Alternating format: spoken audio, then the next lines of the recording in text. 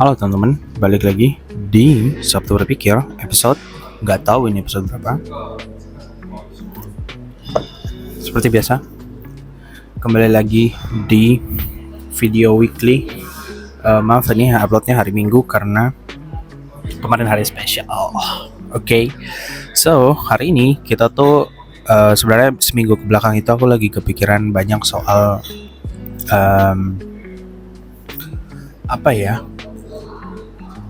journey aku sampai ada di titik ini, terutama dari aku umur 20 karena kemarin ulang tahun ke-25.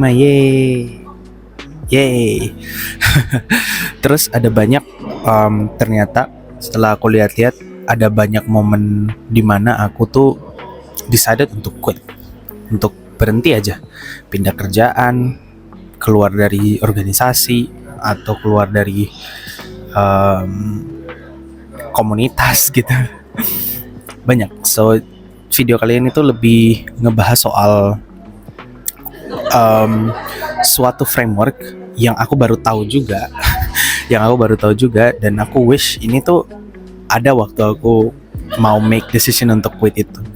Jadi mungkin aku bakalan taruh gambarnya di samping sini. Ini kenapa aku kasih space supaya teman-teman juga bisa lihat. Namanya Stephen Bartlett's Quitting Framework. Jadi Stephen Bartlett siapa? Mungkin teman-teman familiar sama podcast The Diary of CEO.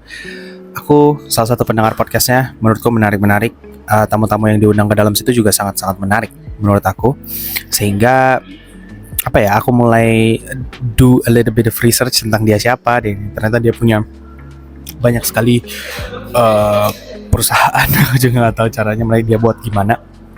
Tapi banyak banget company yang udah dia buat dan salah satu, jadi dia nulis buku namanya The Diary of CEO, dan di dalam satu bukunya itu dia ngejelasin tentang konsep quitting. Menurut dia, quitting itu bukan berarti menyerah. Quitting itu adalah sebuah skill gitu. Jadi skill apa sih itu gitu kan?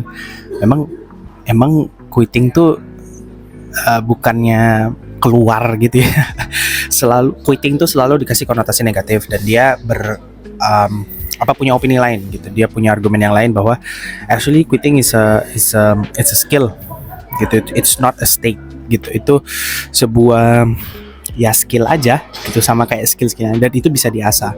Nah, salah satu cara untuk mengasahnya itu adalah dengan framework yang udah dia buat.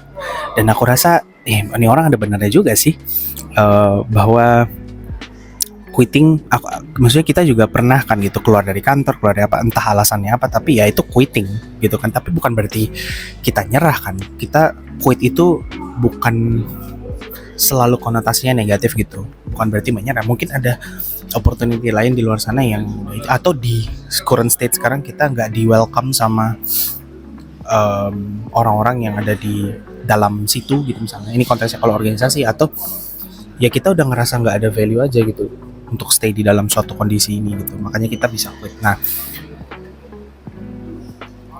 seperti yang kalian bisa lihat di sini, itu aku udah taruh gambarnya. Jadi basically framework pertanyaan aja sih sebenarnya ini. Kayak ketika kita dapat suatu event, kita mengalami sebuah event, ini framework yang dia sampein di bukunya kalau nggak salah. Terus pas aku baca-baca menarik juga ya frameworknya gitu, karena kayaknya tiap orang punya frameworknya masing-masing gitu untuk make decision dia quit atau enggak. Tapi menurut aku ini yang paling jelas, karena emang itu abstrak banget quitting tuh. So kita bahas dulu dari step by step, kali lucu. Aku mungkin bakal bacain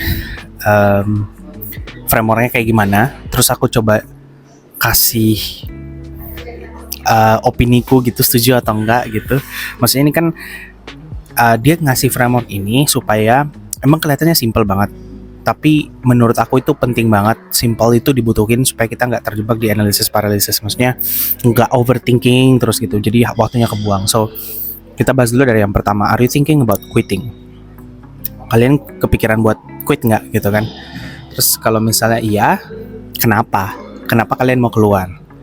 It's just terus kebagi dua nih, apakah karena susah atau karena nggak ngeselin aja gitu. Emang it sucks gitu, kadang-kadang it sucks bisa terjadi gitu kan, tapi kadang-kadang biasanya itu terlalu susah sehingga kita mikir ini kayaknya bukan ranahku deh, bukan fieldku, bukan forteku, bukan keahlianku gitu. Jadi it's just hard gitu posisinya gitu kan. Jadi kebagi dua nih, ada antara susah banget kondisi atau situasinya, atau emang sucks aja, emang nggak enak aja kondisinya gitu.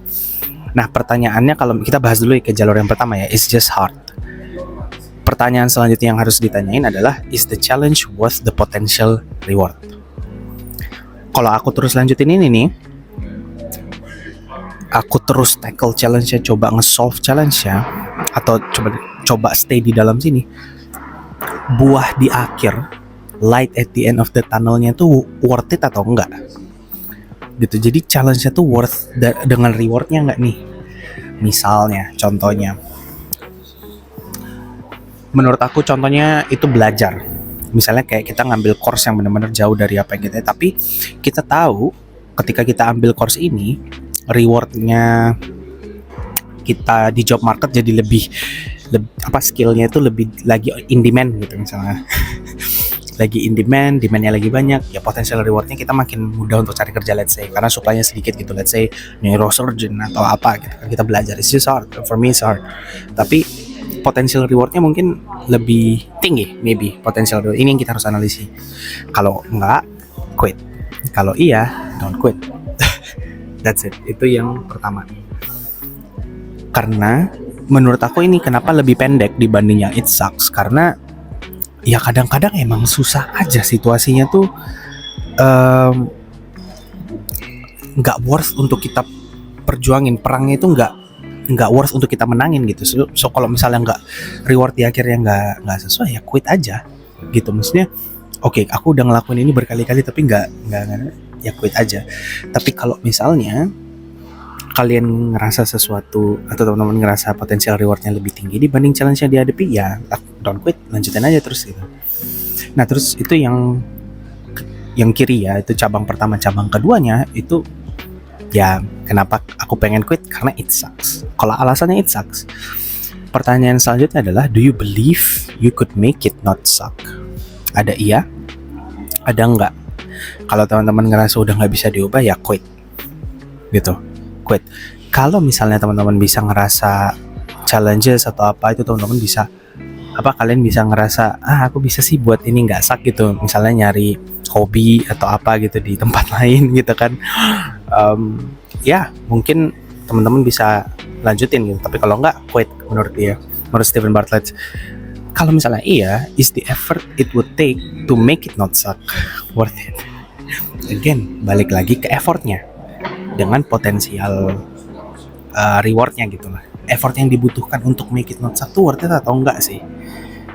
Again, ini perang, ada banyak harus dipikirin juga soal opportunity cost segala macam. Itu tuh emang benar-benar harus banyak banget pertimbangannya.